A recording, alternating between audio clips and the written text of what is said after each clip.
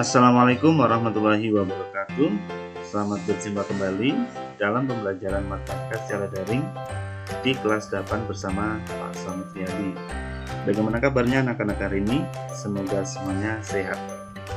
Pembahasan kita kali ini adalah tentang materi Pythagoras. Baik, mari kita simak paparan materi berikut ini. Ini adalah Pythagoras. Ya, siapakah Pythagoras? Pythagoras itu adalah seorang filsuf dari Yunani kuno. Jadi seorang filosof.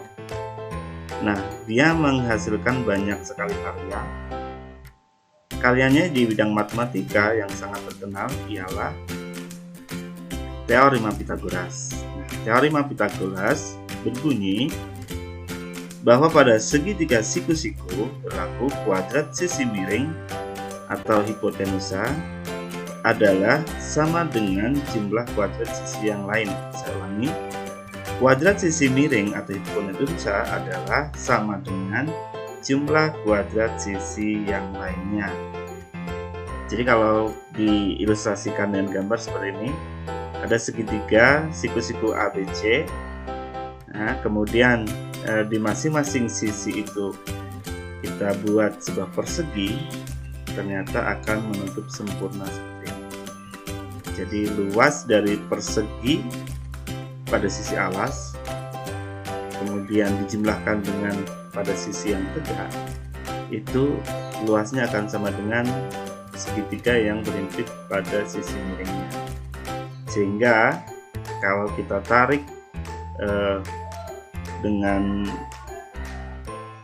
rumus seperti ini, bahwa C kuadrat sama dengan A kuadrat ditambah B kuadrat, dimana C nya itu adalah pada sisi miringnya, A nya itu pada sisi alasnya, dan B nya itu pada sisi tegaknya.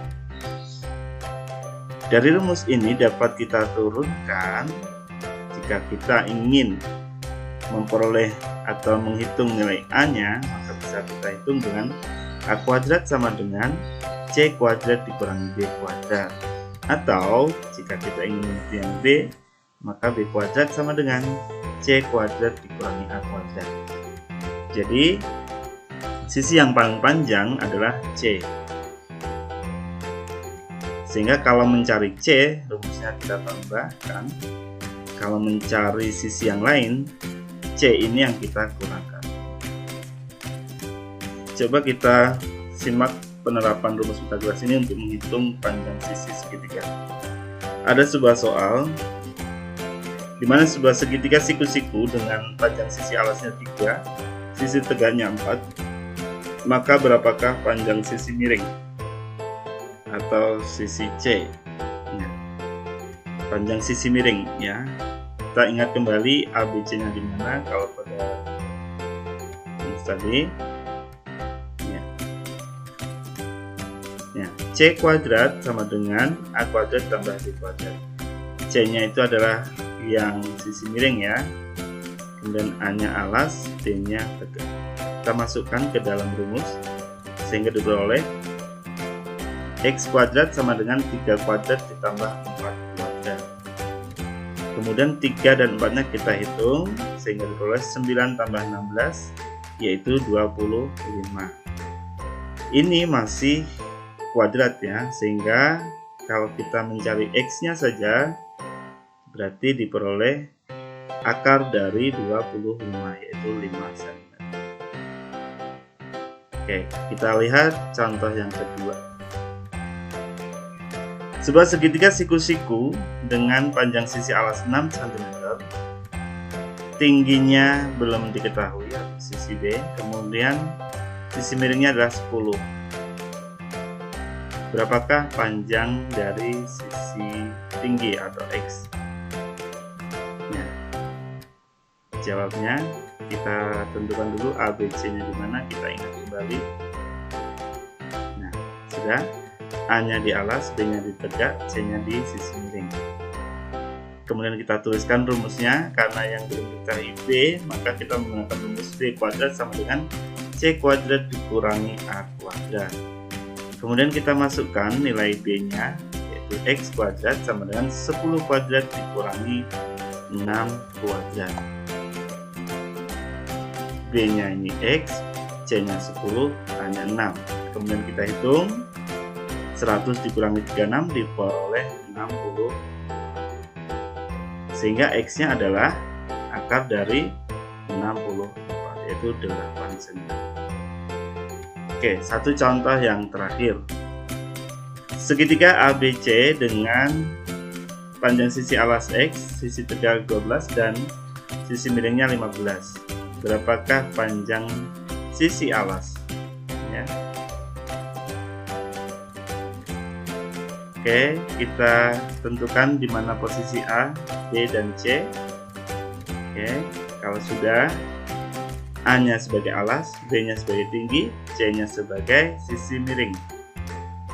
Karena yang belum diketahui adalah sisi alas, maka kita masukkan ke dalam rumus A kuadrat sama dengan C kuadrat dikurangi B kuadrat. Kemudian kita masukkan, diperoleh 15 kuadrat dikurangi 12 kuadrat sama dengan 225 dikurangi 144, yaitu 81. Maka X-nya adalah akar dari 81, yaitu 9. Ya, bagaimana dengan beberapa contoh? Saya harapkan bisa dipahami. Nah, yang terakhir kita buat kesimpulan bahwa teorema Pythagoras itu secara ringkasnya berbunyi bahwa pada segitiga siku-siku berlaku bahwa kuadrat sisi miring adalah sama dengan jumlah kuadrat sisi yang lainnya atau sisi siku-sikunya.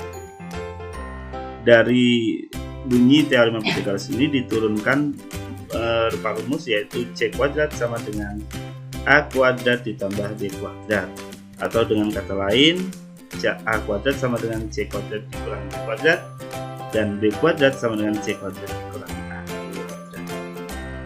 Nah, semoga materi ini yang singkat ini bisa dipahami sebagai bahan latihan untuk menguji pemahaman kalian. Silahkan soal ini dikerjakan di buku latihan. Kalian bisa konsultasi secara virtual melalui grup WhatsApp. Demikian yang bisa saya sampaikan, kurang lebihnya mohon maaf.